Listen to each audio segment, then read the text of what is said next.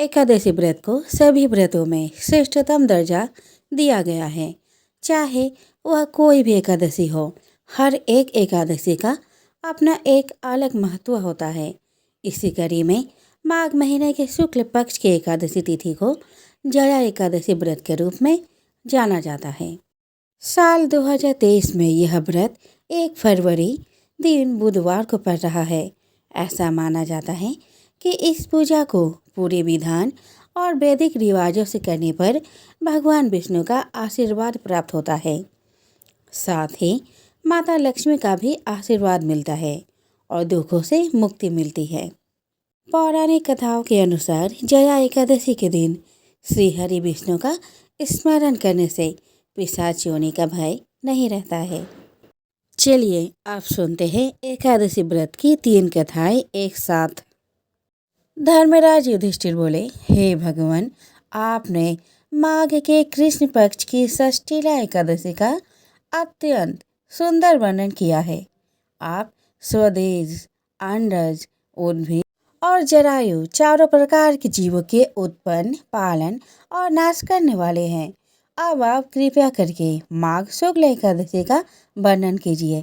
इसका क्या नाम है, इसके व्रत की क्या विधि है और इसमें कौन से देवता का पूजन किया जाता है।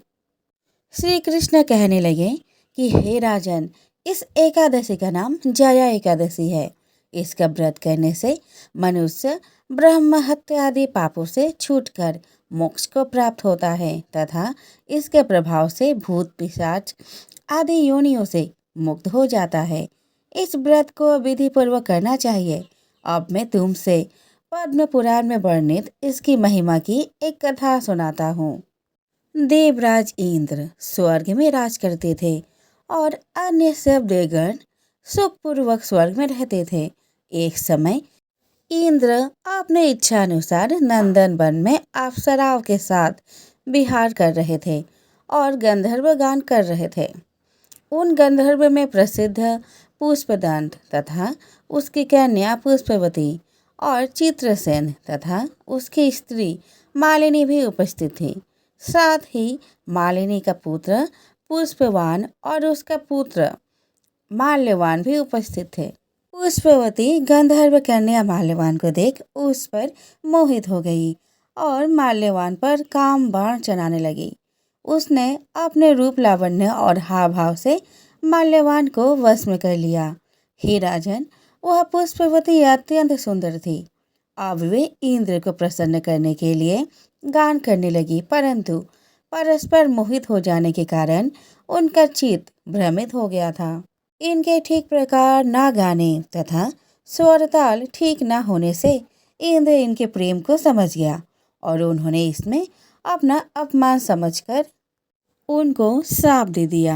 इंद्र ने कहा, हे मूर्खों, तुमने मेरी आज्ञा का उल्लंघन किया है, इसलिए तुम्हारा धिक्कार है। अब तुम दोनों स्त्री पुरुष के रूप में मृत्युलोक में जाकर पिशाच रूप धारण करो और अपने कर्म का फल भोगो। इंद्र का ऐसा शाप सुनकर वे अत्यंत दुखी हुए और हिमालय पर्वत पर दुखपूर्वक अपना जीवन व्यतीत करने लगे। उन्हें गंध, रस और स्पर्श आदि का कुछ भी ज्ञान नहीं था। वहाँ उनको महान दुख मिल रहे थे। उन्हें एक क्षण के लिए भी निद्रा नहीं आती थी। उस जगह अत्यंत शीत था, इससे उनके रोंगटे खड़े रहते और मारे शीत के दांत बजते रहते। एक दिन पिशाच ने अपनी स्त्री से कहा कि पिछले जन्म में हमने ऐसे कौन से पाप किए थे जिससे हमको यह दुखदायी पिशाच योनि प्राप्त हुए। इस पिशाच योनि से तो नरक दुख सहना ही उत्तम है, अतः हमें अब किसी प्रकार का पाप नहीं करना चाहिए। इस प्रकार विचार करते हुए वे अपने दिन व्यतीत कर रहे थे। दैव्य योग से तभी माघ मास में शुक्ल पक्ष की जया नामक एकादशी आई। उस दिन उन्होंने कुछ भी भोजन नहीं किया और न कोई पाप कर्म ही किए, केवल फल फूल खाकर ही दिन व्यतीत किया और सायकाल के समय महान दुख से पीपल के वृक्ष के नीचे बैठ गए। उस समय सूर्य भगवान अस्त हो रहे थे। उस रात को अत्यंत ठंड थी, इस कारण वे दोनों शीत के मारे आपस में चिपटे हुए पड़े रहे।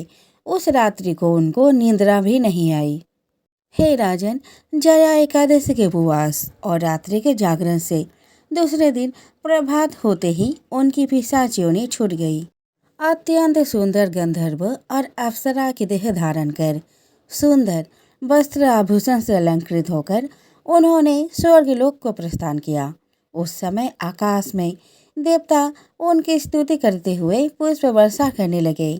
स्वर्गलोक में जाकर इन दोनों ने देवराज इंद्र को प्रणाम किया।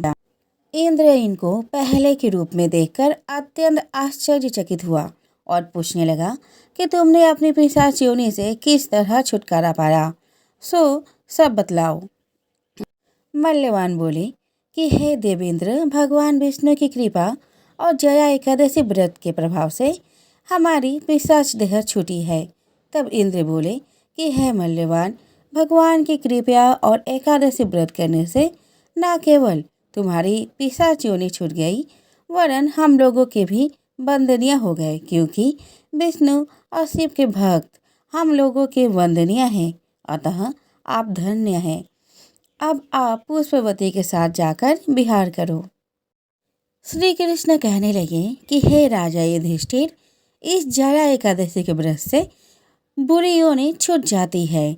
जिस मनुष्य ने इस एकादशी का व्रत किया है, उसने मानो सब यज्ञ, जप, दान आदि कर लिए। जो मनुष्य जया एकादशी का व्रत करते हैं, वे अवश्य ही 1000 वर्ष तक स्वर्ग में वास करते हैं। प्राचीन काल की बात है। एक गांव में एक ब्राह्मण रहता था। वह ब्राह्मण नियम अनुसार भगवान विष्णु का पूजन प्रतिदिन करता था। उसकी भक्ति से प्रसन्न होकर भगवान विष्णु ने उसे दर्शन दिए और इच्छा अनुसार वरदान देने का वचन दिया। ब्राह्मण ने माता लक्ष्मी का वास अपने घर में होने का वरदान मांगा। ब्राह्मण के ऐसा कहने पर भगवान विष्णु ने कहा, यह मंदिर में प्रतिदिन एक स्त्री आती है और वह यहाँ गोबर के उपले थापती है। वही माता लक्ष्मी है। तुम उन्हें अपने घर में आमंत्रित करो। देवी लक्ष्मी के चरण तुम्हारे घर में पड़ने से तुम्हारा घर धन धान्य से भर जाएगा। ऐसा कहकर भगवान विष्णु अदृश्य हो गए। अब दूसरे दिन सुबह ही ब्राह्मण देवी लक्ष्मी के इंतजार में मंदिर के सामने बैठ गया। जब उसने लक्ष्मी जी को गोबर के उपले थापते हुए देखा, तो उसने उन्हें अपने घर पधारने की आग्रह किया। ब्राह्मण की बात सुनकर लक्ष्मी जी समझ गई कि यह बात ब्राह्मण को विष्णु जी ने ही कही है। तो उन्होंने ब्राह्मण को महालक्ष्मी व्रत करने की सलाह दी। लक्ष्मी जी ने ब्राह्मण से कहा कि तुम 16 दिन तक महालक्ष्मी व्रत करो और व्रत के आखिरी दिन चंद्रमा का पूजन करके अर्घ्य देने से तुम्हारा व्रत पूर्ण हो जाएगा। ब्राह्मण ने भी महालक्ष्मी के कहे अनुसार व्रत किया और देवी लक्ष्मी ने भी उनकी मनोकामना पूर्ण की। प्राचीन काल में एक जलंधर नाम का असुर था, जिसका विवाह वृंदा नाम की कन्या से हुआ। वृंदा दैत्यराज हिरण्यकश्यप हिरण्याक्ष की सुपौत्री व कालनेमी की पुत्री थी। वृंदा भगवान विष्णु की भक्त थी। वही वृंदा पतिव्रता भी थी। इसी कारण जलंधर अजय हो गया। वही असुर जलंधर को इस बात का घमंड भी हो गया।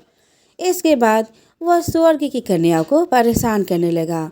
जब सभी देवता इस बात से दुखी हो गए, तो वह भगवान विष्णु के शरण में पहुँचे। भगवान विष्णु ने अपने माया से जलंधर का रूप धारण कर लिया। उन्होंने छल से वृंदा के पतिव्रत धर्म को नष्ट कर दिया। इसके बाद असुर जलंधर की शक्ति छीन हो गई। एक युद्ध में जलंधर मारा गया। जब वृंदा को भगवान विष्णु की छल का पता चला, तो वह क्रोधित हुई और उन्होंने भगवान विष्णु को पत्थर का बन जाने का श्राप दे दिया। देवताओं की प्रार्थना पर वृंदा ने अपने श्राप वापस तो लिया, लेकिन भगवान विष्णु अपने किए पर काफी लज्जित थे। अतः वृंदा के श्राप को जीवित रखने के लिए उन्होंने अपना एक रूप पत्थर रूप में प्रकट किया, जो शालिग्राम कहलाया। भगवान विष्णु को दिया श्राप वापस लेने के बाद वृंदा जलंधर के साथ सती हो गई। वृंदा के राख से तुलसी का पौधा उगा।